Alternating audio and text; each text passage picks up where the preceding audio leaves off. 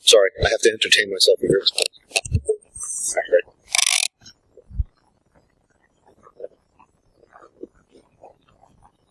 Does that mean something? Oh, on that? Okay. We're in the dullest flight path I thought we were. All right, you ready, Will? All right. So, good afternoon, guys. I'm Dave Marcus. This is my heterosexual life mate, Wally, Prath. And we are going to be discussing two different use cases of how to use the intelligence cycle and special operations warfare methodology and doctrine to basically solve cyber kinds of problems.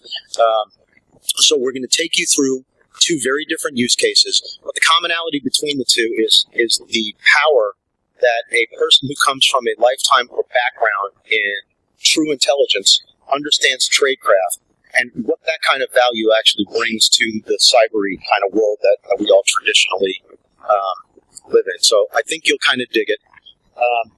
What this big disclaimer actually says is we use the DNC breach data to do a lot of the stuff that we're actually going to talk about. Nobody's information is going to be shown here. It was all scrubbed. So if you donated to the DNC, your picture isn't going to pop up here or anything like that. So it's all scrubbed. So but as a disclaimer, we did use the DNC data. We did use the Bethesda data. We did use the Clinton email server data and all that kind of stuff. But the point is to show how powerful data is in the hands of an intelligence professional, and to give you a little bit of insight why it's bad when breaches actually happen, right? So one thing that we figured out a long time ago is breaches happen, right? Companies are going to get popped, but when you read about it in the news, what do they give you? So after who here actually was affected by the OPM data breach, right? Okay, what did you get out of that? Free credit monitoring, right? Got free credit monitoring. There you go. Free dark web searches. They monitored you on the dark web, right? So who here was affected by the DNC breach? Right? Who was affected by the RNC breach? All right? Lots of people. Who was affected by the Accenture? A lot of people. So what this use case is actually all about is what a person who has Wally's kind of background, and that's actually a trained intelligence professional, does with that kind of data. So what we're going to do is show you a different use case of how data is used to create targeting packages, or how data is used to develop assets. Make sense? Cool. So what it comes down to is this. Why should you really care about all of these breaches that actually happen? This is all of your life that is in the data. When you add all of that data together, and you have an intelligence professional look at it, what that creates is leverage. How do I get someone to do what I want them to do? How do I develop an asset in a company, or how do I develop an asset if I was a CIA agent in another part of the world in a government? It's done by leverage. It's done by knowing something about that person to get them to do what you want them to do. And that's exactly what most of this presentation is about, just using two very different use cases. So for starters, here's what we're going to talk about. We're going to talk about the data involved. We're going to talk about doctrine behind it. We're also going to talk about basically what foreign intelligence services are looking for and why.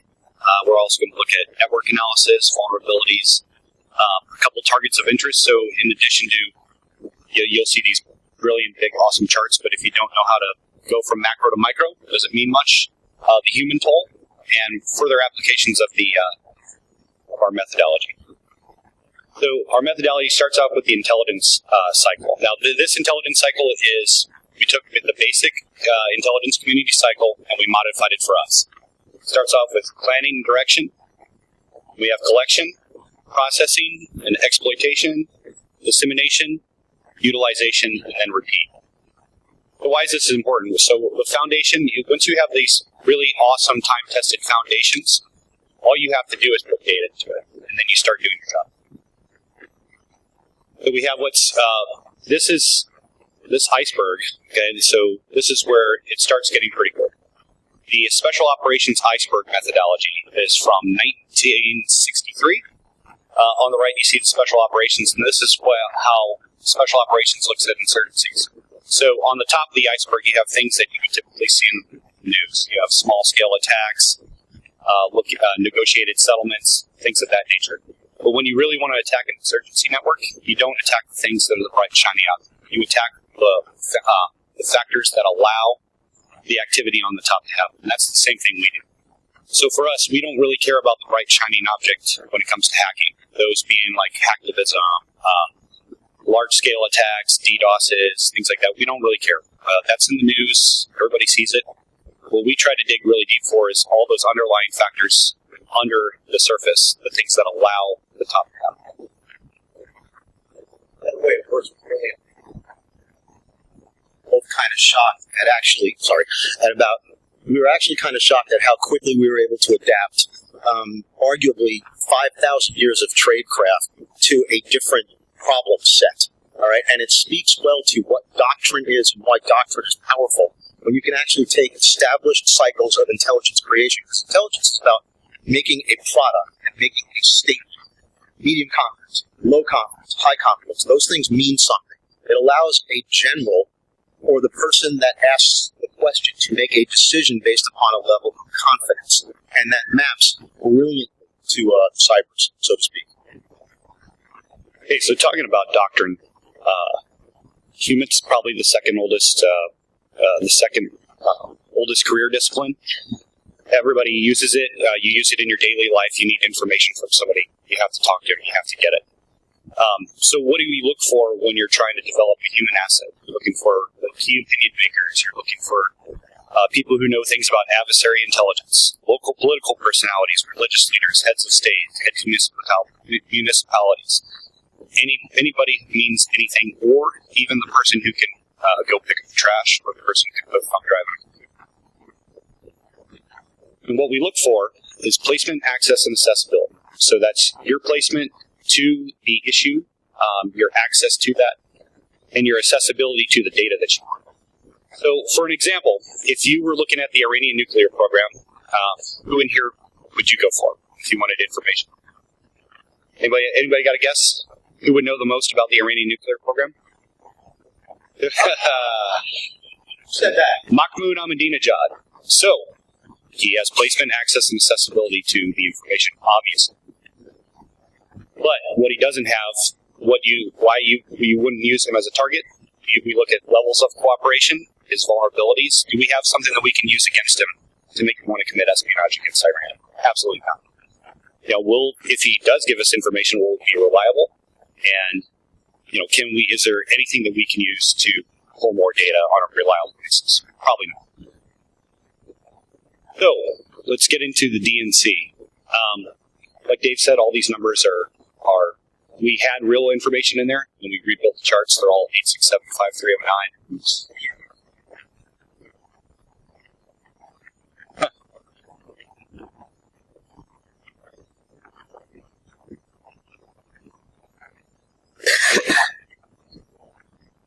So we have a tactic called merging. So basically, within the DNC data itself, there was hundreds and hundreds and hundreds of documents, Excel sheets, list of members, donors, and all sorts of information like that. So first thing, let's say you want to do, infiltrate the DNC.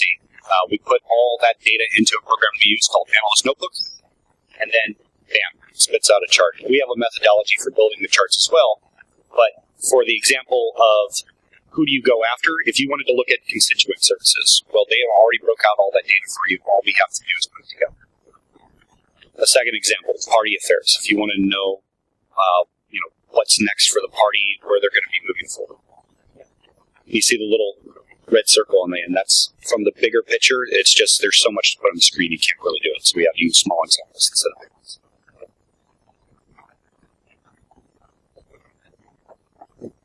Actually, how structured the DNC. Spreadsheet after spreadsheet after spreadsheet.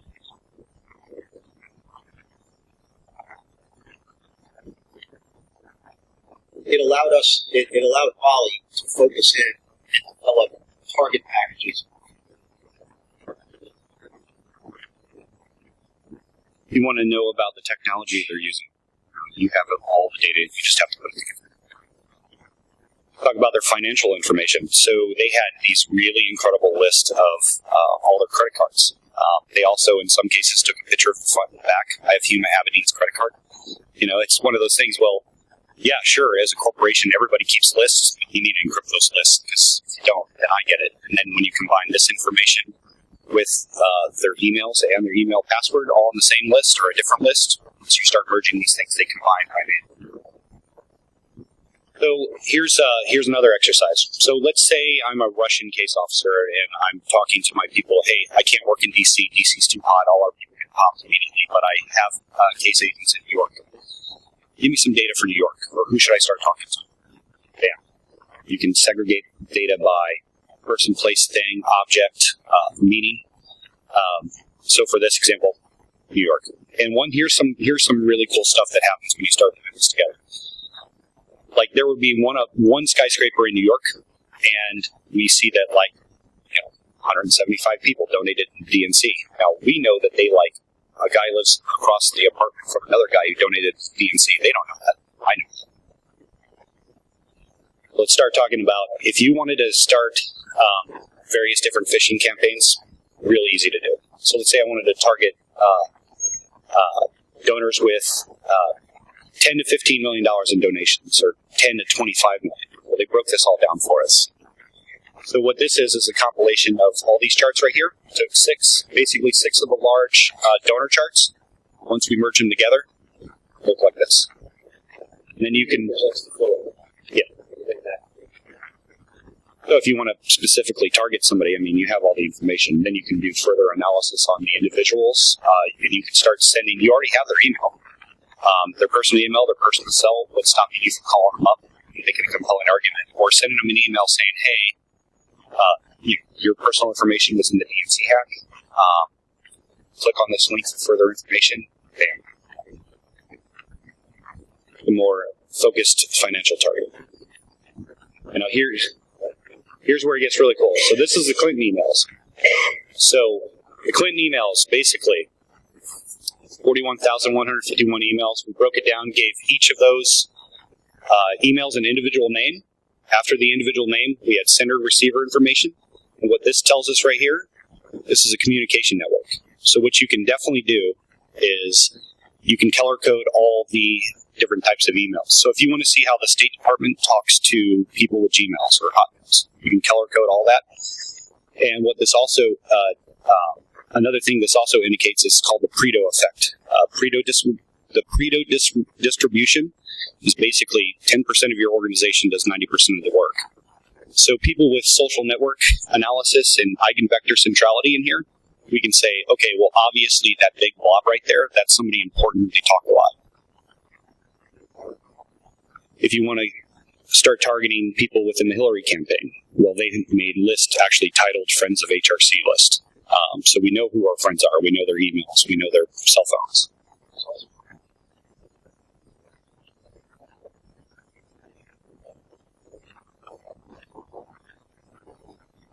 They're seated. Where they're sorry. That's telling me to stand in front of the mic. So you're welcome. You're welcome, Adrian. So where was I? Oh, we got to start again.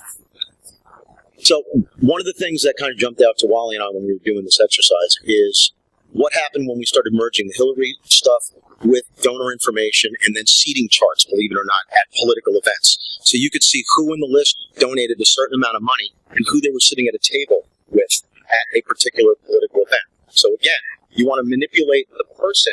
Chances are you're not going to manipulate Hillary Clinton directly. It's not going to happen. All right. But when you start looking at who's paying to have access to her friends list, it becomes very, very interesting. You see how much money they gave. Oh, that person was sitting at a table with the people who were going to be in her direct staff as she became president.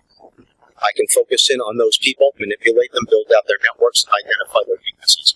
So it was, again, a fascinating exercise into who do you focus in on to manipulate and develop as a party.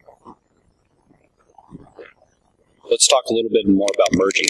So basically, we took all the charts involved, all the financial, all the Excel sheets, and we put them together, and you get this monstrosity right here. And this is probably still only 50% of the data within the hack. And as you can see, the green, the flow of money, started connecting to all the other charts. And this is everything you can think of from events, donors, contributors, people on their call list, people on their mail list, anything that a corporation would have, plus a whole lot more. when you look into it, we wouldn't give something that looked like this to a customer, obviously, but we call it's like the Where's Waldo effect. You get so much data, it's just incredible. Just to give you an example, this is just the first row. The bottom section here, that's just the first row of data in the master merge. And then the second row, this is just what a cross-section looks like. And that's the bottom section. It's just incredible. It's millions of pieces of data put together.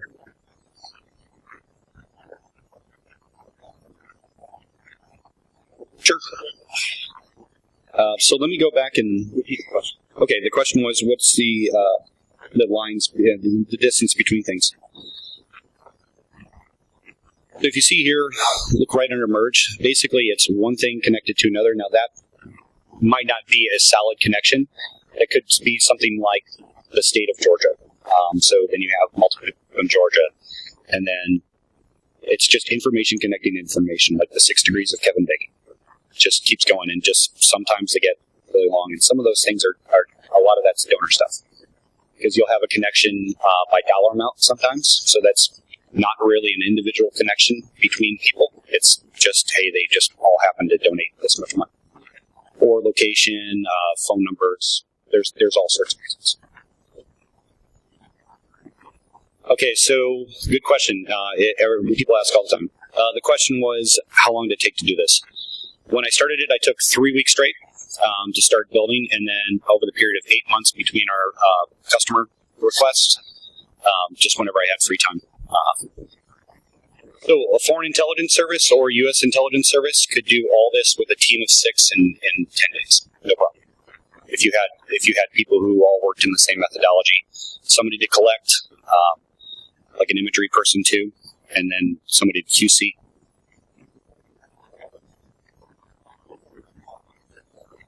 But this is a cross-section, just like you've seen in the previous ones. You have person, you have location, you have cell phone, who else lives in that house. Okay, so let's talk about some other things that people don't think about. You always, like Dave said earlier, you think about credit and credit monitoring, which is, if you're up against somebody like me, that's the least of your concerns. But what if I was on the extreme end of a racist? So, the DNC had a lot of lists for their LGBT community people, supporters, etc. All their emails, all their personal cell phones, credit card information, etc. And so we did to this, it's like, hey, if you wanted to really exploit somebody, you can really exploit somebody. So we took the 6 largest LGBT charts that they had and put them all together. And remember the red star, that's going to be important. We merged them together. So with merging, something to add here, so it's partially automated, partially not. So if you have David and Dave Marcus, per se, so we have to go in and it'll assume that they're the same, and then it asks us kind of to do a human review on it. But as you can see, just like the previous merges, it's an incredibly huge data set. And so the red star. So we had to prove the methodology, so we found a guy. This guy's name's Steve. Everything written here is from one of his websites, and this is what actually a government would do. So you look for somebody with the placement, access, and accessibility. So he's got a huge lobbyist firm. He does a lot of work with both sides of the house. And so you start breaking down his network. So we didn't just use the data within the DNC hack, although a lot of his data was in the DNC hack. Everything from emails, personal information, what parties he's attended, etc., things that he's hosted at his house. And so I pulled information from multiple sources. There's a little more than this, but just for size, social network data, employment data, Library of Congress data, because anytime you pay somebody with a government entity, it has to go through, there's a receipt for the Library of Congress. Clients, political contacts, education, talks, times he's been on the news. So if you look at the very top, right above his picture where you see this little stem, that's what it looks like when you protect yourself on social media. To the left and right, that's what it looks like when you don't.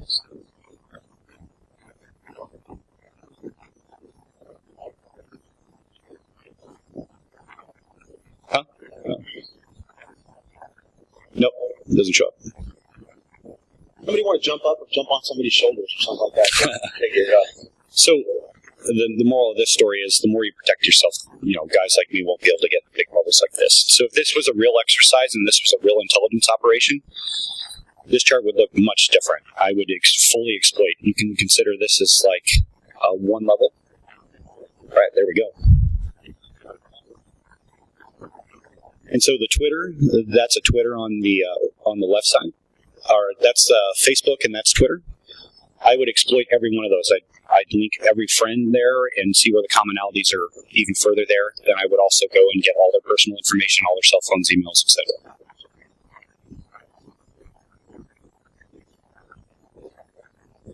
And so we talked a little bit earlier about what does this guy do. So here's his company. So if you have a company, yeah, it's great. The branding's important, but when you put all your employees' pictures on there, what they do, where they're from, and then you got a guy like me to go and pull all that data, it's really incredible.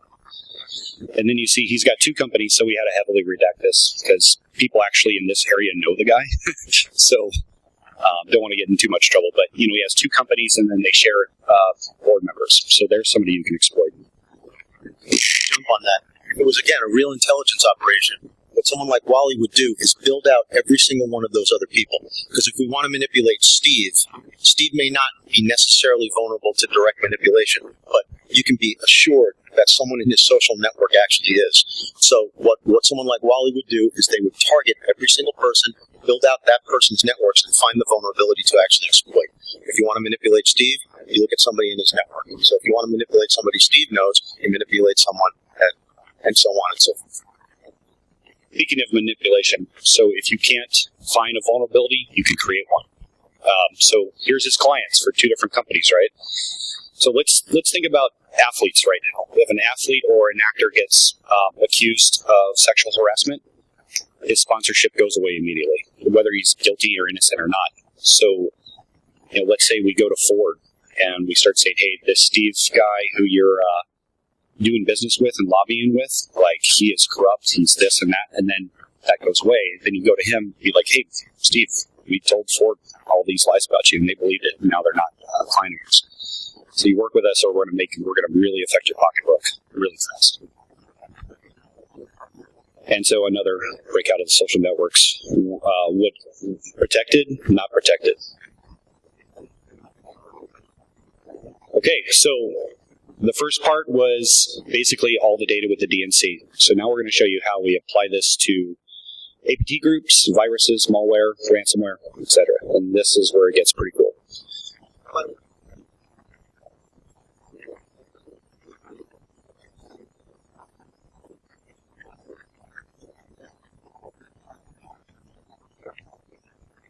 So, unbeknownst to me, they touch. And when I started taking these merges, which we talked about earlier, so this is the indicators of compromise for ABD10, CryptoLocker, DNC Hack, TeslaCrypt, Locky, Server, and CryptoLocker. So you see here, they all touch. For those who don't recognize some of those terms, it's all ransomware for the most part, with the exception of APT10 and the DNC stuff. It's pretty much all ransomware of different varieties that were not thought to be working together or have infrastructure that touched.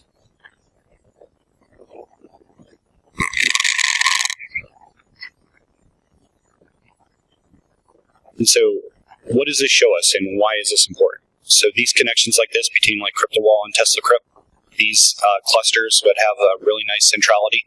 Same here. And this is the DNC hack, the actual data from the actual hack. So what this tells us, and what we're starting to realize in a big way, is hackers, hacker groups, hacktivists are using shared common infrastructure for their attacks. And these are all the basically the types and how they touch. By the way, that's not to make a strong statement to say they're all working together and they're all the same group. The point actually is to say there's more commonality and there's more things that touch than previously thought. What does that mean? That probably means that the infrastructure that they utilize is weak enough to where different groups are using the same infrastructure, or they buy the same infrastructure access. That happens an awful lot. With certain groups are responsible for maintaining access to assets, and sometimes more than one group has access to said assets. So we're starting to see commonalities in areas that we wouldn't have necessarily thought. We wouldn't have thought APT10 was going to intersect with crypto in any way, shape, or form, or with the DNC stuff. But we started seeing the commonalities in the IOCs. lot of those commonalities are IP addresses, in this case, URLs, PHP URLs. And my, yeah. So was your question?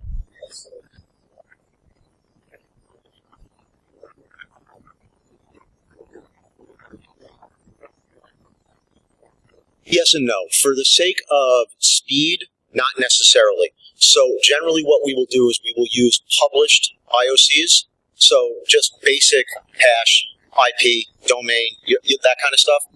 However, we could do the actual same to the toolkits themselves, reverse them, pull out the artifacts, and do the same thing. But for the sake of brevity and speed, it was just published IOCs. Make sense? Yep. Yeah. Analyst Notebook. It's by i2. They're owned by IBM now. One of my favorite so far is ABD10. It's really complex. I mean, you just see this thing from an intelligence analysis perspective. This is really awesome. Great clusters. Things are broken out. There's centrality. There's eigenvector. There's all sorts of intersecting pieces in the middle. A lot of those are IP addresses. What I've done for this one now is I've taken out location data because you get essentially it's a false flag. It's like, yeah, they're connected because they're both in Russia or they're both in China or Romania. And that's, yeah, okay, it's a connection, same country, but that's not a direct connection. These are all direct connections. And here's another example of how they touch. And this is the shared common infrastructure. Boom, boom, boom, boom. That Wally and I are probably going to take on this is pulling out, to answer your question, looking at the source code stuff, is when we actually start adding Bitcoin addresses into this as the next step to see how that actually works together, because gut instinct tells us we'll see even more centrality around the money trail. Most malware, when it hits, it can be. It just depends upon the samples being used in periods of time. But generally, we get a big enough representational sample set to give us enough of the addresses to at least do some analysis on. And then we can pull the tumblers and figure out which other tumblers they're actually talking to. So believe it or not, the flow is pretty straightforward to track through the crypto sphere. It's not really all that difficult. Just need a big enough representative sample set. But so this will go. If we were to do this same presentation next year, there's going to be even more stuff added into this to see who's using the same tumblers, how much money are they doing. Things like that are a huge eye-opener when you see how much money crypto makes and how much money this ransomware makes and the other one makes. It'll change businesses. And so a separate view of the top 10 ransomware 2016, how they touch. Now, this is totally unenriched, too. So typically what we do, Dave, I, or Rhett sitting down here in the front, we'll take all the basically the public indicators of compromise, and then we put the whole backbone of McAfee data against it. Or, first scene, last scene, where they touch all the pivot points and everything like that. Those all come together. So this is unenriched. And when it becomes enriched, that's where even further craziness happens. So to touch a little bit about the methodology and Bitcoin. So going along with shared common infrastructure, like we just talked about, the same applies for Bitcoins and ransomware. So one of my first projects when I came on board with McAfee was DD4BC was attacking a bank, right? We got all the information, we got the PNGs with the Bitcoin, we started looking at Bitcoin, and we did a full exploitation of that. Months later, the Ashley Madison hack happens, and whenever I build a chart, I have it's called a master merge. I take those charts and I plumb them into the big overall, and I color code them. That's why APT10 is blue. So you can notice on the screen immediately, these are all parts of APT, and you can go and touch here. So it was really surprising to me that the Ashley Madison Bitcoin wallets were the same, or some of the same. There was like 36, and these 12, touched in the middle. So that's also a shared common infrastructure within financial resources as well.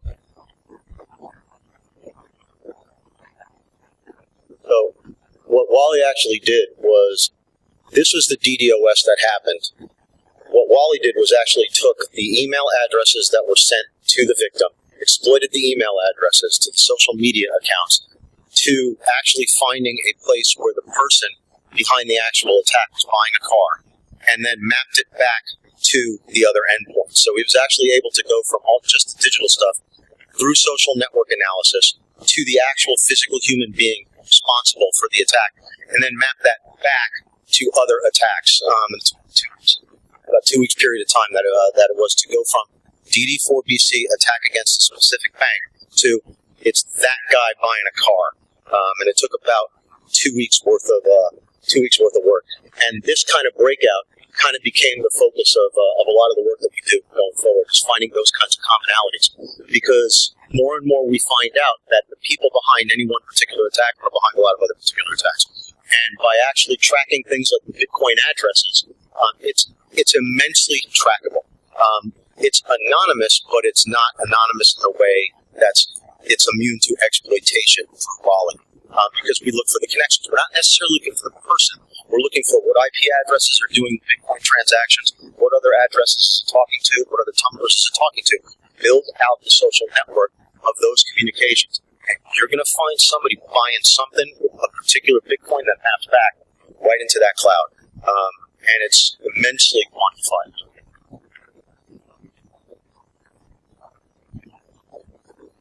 Big boy words today. So, that pretty much wraps it up. If you're interested in Analyst Notebook, one thing to the smaller cons we've talked about is, hey, you got a set of data and you want us to apply this to your data set, as long as it's not going to be like weeks of work, we're more than happy to take a look. And then this link is how you get the Analyst Notebook viewer. You can't modify anything, but you can see any charts that we have.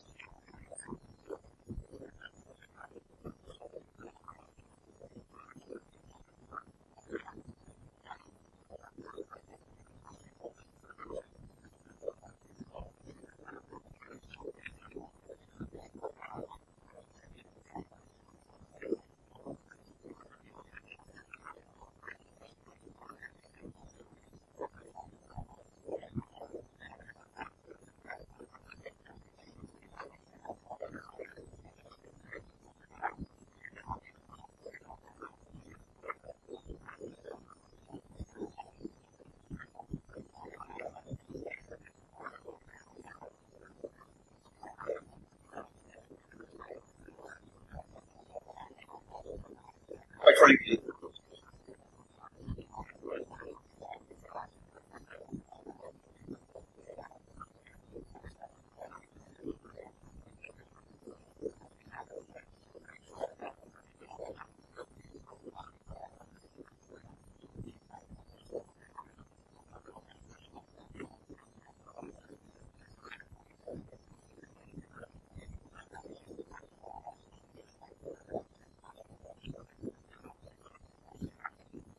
but it is a level.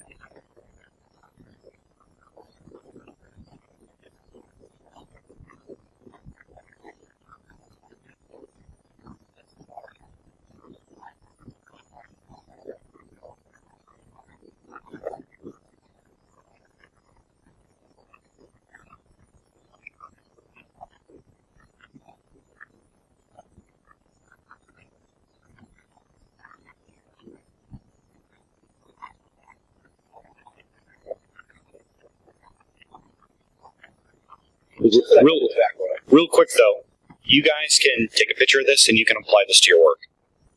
You can, in any sense of the word. Now, building charts that are complex, like the ones we have in here, that's going to take you some time. It's not something you learn overnight. For me, I had to go deploy twice with special operations. And then go through a bunch of schools and all of that. So that's a little bit trickier.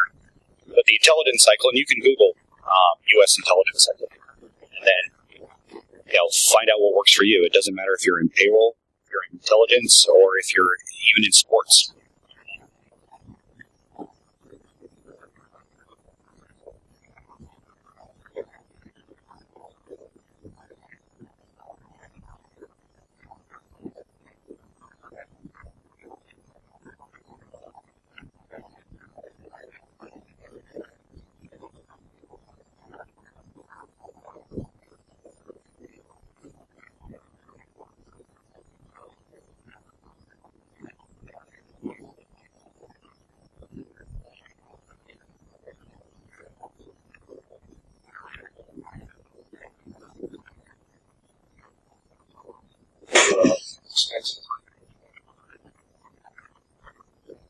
Sure.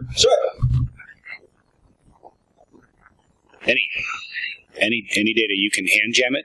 So it's not just automated when it. The question was what kind of data can Analyst Notebook? And JSON, Excel or CSV, any Word doc. And so it really doesn't take in the data like that. It takes the table data, and then you have basically a prompt. That prompt allows you to assign row A is a person, row B is a house, and then you can link them to, and it will repeat that over and over again for the data you have. And then you can save those templates. So that's one reason I was able to do the DNC so fast. Like I created a template for like contact data because they had the same rows, and on stuff they didn't, I just moved the rows. From one contact list who actually had a certain level of network access on the DNC charts that were specific to network operations, because we found the common fields and the common tables. And again, when you start merging all that data together, that's the kind of magic you get. So it's not just such and such admin, it's such and such admin with access to all these different assets and all these different networks and all these different devices. It's a powerful tool in the hands of a train. So another cool thing about the DNC, they had all their budgets in there. So we had their cybersecurity and IT budget. It's like $35,000. It's like, well, probably should have invested a little bit more, And it's like that seems it seems incredibly low, incredibly low. And then they don't even hire these people. They're just part time, between election cycles for years. So. And and it's not to beat up on the DNC or anything like that. The data was published, right? If this was the RNC that this happened to, we could do the same darn thing. If we wanted to do this to another breach like the OPM stuff, we would get even better. So it's. I don't want you guys to think about the data that we're looking at. The data is just one example of the product and methodology that is applied, because we could do the same thing. Wally could do the same thing to any data set that's out there.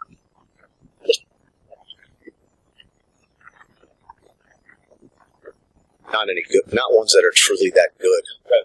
Which one do you use? Graph.io? So, I'm sorry. So the question was, are there any open source tools that are of the same level that Analyst Notebook is? And you had said Graph.io, and what else? Oh, okay. Gotcha. Tableau maybe too. Because I'll tell you, little different though. Maltego allows you to enrich data through the Maltego. You can't necessarily do that the same way without other plugins. And Analyst Notebook beat cheap. It's not. It's a powerful tool. It's not Palantir expensive. Any of you who've used Palantir out there, it's not Palantir expensive, but it's not as inexpensive as Maltego is. But there's lots of plugins available for it. You can just do some amazing work actually in the tool if you spend the time to learn how to use it. It's awesome. Yes, sir.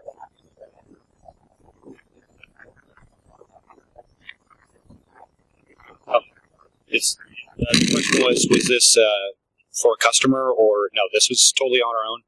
That's just initiative-driven project, just to prove methodology. So previous years, our talk was building an applied intelligence cell. And so, like how we put together our cell, and then all about methodology and all about social network analysis. This is kind of like the follow-on to the original. And so, it's, no customer. Sure. Yeah. This one?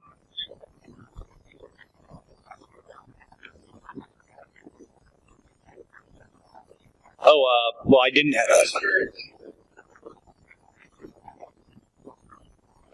it's all on, for this, it's all URLs, IP addresses, and I think a handful of pivots. And domains.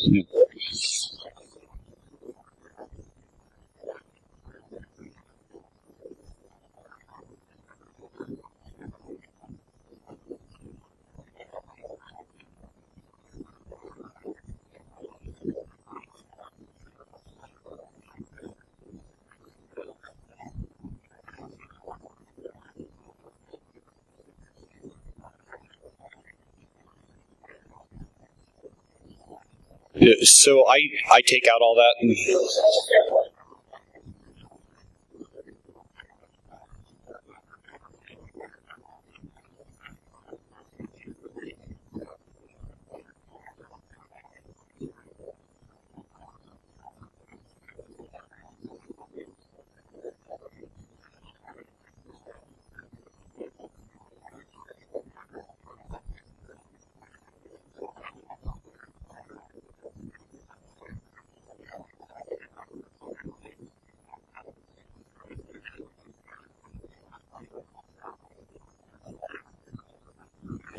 And so I took out all the stuff that could create a false flag, things like the country of America as an icon.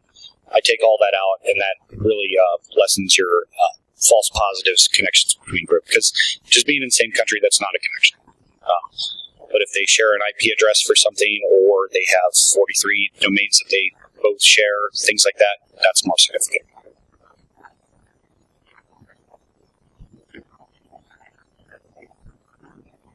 Sure. Oh, who's first? Let's do you.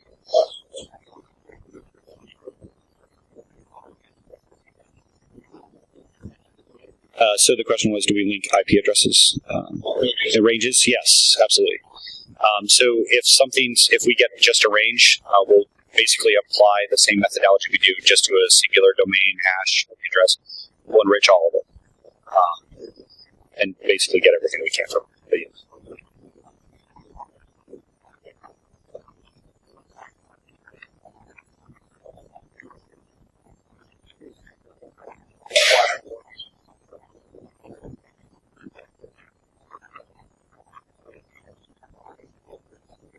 Mm-hmm. Yep. Yes.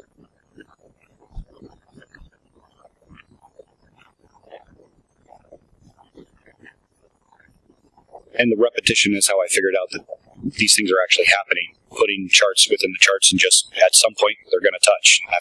That's pretty cool. Yeah. Yes.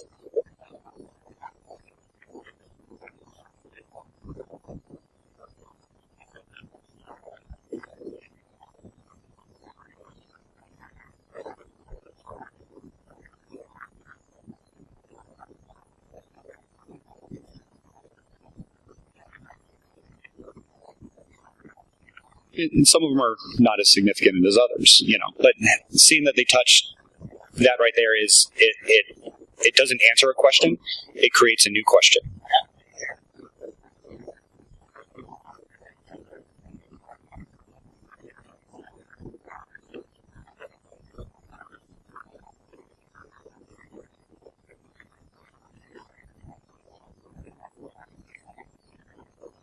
Yeah, I mean, there's separate networks, but then there's commonalities between the two.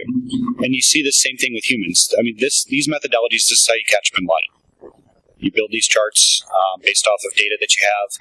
You even download entire phone books, things like that. Just any day you can get a hand on, and then eventually you find point A, point B, point C, and then that can take years sometimes, and in real intelligence operations. Sir.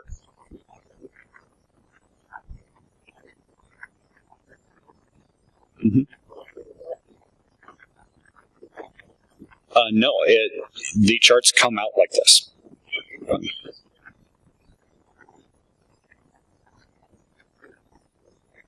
Oh, sure.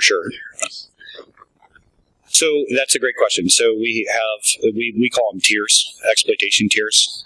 This would be a singular enrichment. So that's basically you have the type, which we have an icon for the ransomware, and then what's connected to that type. And so that's a tier 1. A tier 0 would be we enrich what we enriched. Tier 3, we enrich what we enriched. And so after 3 different steps, like an IP address, and then you have the domains and where those domains touch and all the hashes involved, it gets really cloudy really fast. And then once, the one downside to this methodology, once you get too big, it's hard to see. But when you keep it small, focus on the connections. Or the same with people. So it's like, hey, people who have the information that you need, they all hang out here. They all drive these cars. I mean, those are the questions you answered. Size isn't necessarily the goal, but the goal is to see the connections, and then you go from macro to micro. And so then you have, I would enrich sections like this, where you have these really big clusters that connect one group to another. Instead of enriching everything, I would enrich just that and see what that looks like. Yes, sir.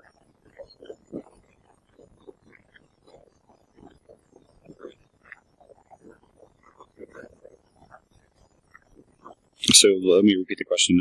Is basically does this indicate that maybe possibly members of APT-10 are working part-time with other groups and they will take this?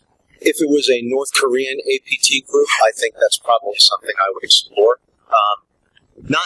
I wouldn't necessarily think that based upon this chart, but I would consider it something worth exploring. Or are they renting out an infrastructure, or do they just leave something wide open, right? Because let's say the network that represents was targeted and popped. And if it was wide open, it simply may have been opportunity. So there could be a gazillion different reasons. I wouldn't necessarily think that particular group is farming out their services for that. But again, if it was the North Koreans, that's probably something I would look at. Maybe it's a SWIFT network that is in between two. That's definitely possibly. Well, yeah, if it's a SWIFT banking network, which the North Koreans like to target, and would I expect to find crypto there? You're darn right I would. So again, it just depends on the adversary of the group and everything else. But it's worth looking into to figure out why in the heck are they touching it in the first place. That's a good problem to try to go out.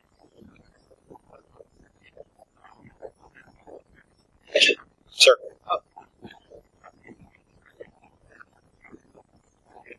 Yep. It might have been a Forerunner. It was a Toyota for sure. So. He's Malaysian. Yeah, he's Malaysian. Yeah. Huddle, you know who it is. Of course. Took a while. Any questions?